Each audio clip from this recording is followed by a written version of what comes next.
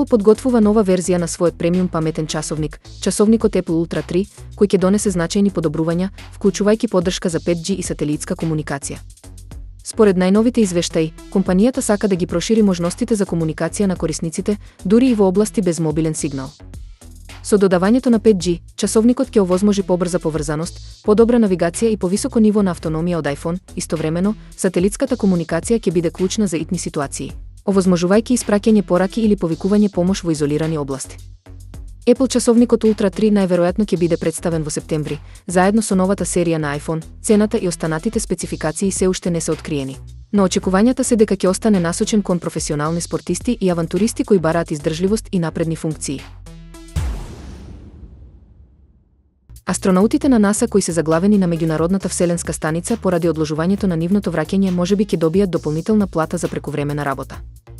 Нивната мисија требаше да заврши порано, но технички проблеми го одложија враќањето, што поставува прашање за нивните работни услови.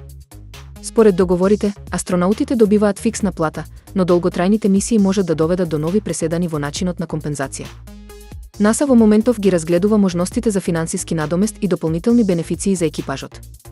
Иако приоритет останува нивната безбедност и успешно враќање на земјата, оваа ситуација може да отвори дискусија за подобрување на условите за идните мисии. Одлуката на НАСА ќе покаже дали ќе има нови правила за астронаутите кои остануваат во вселената подолго од планираното.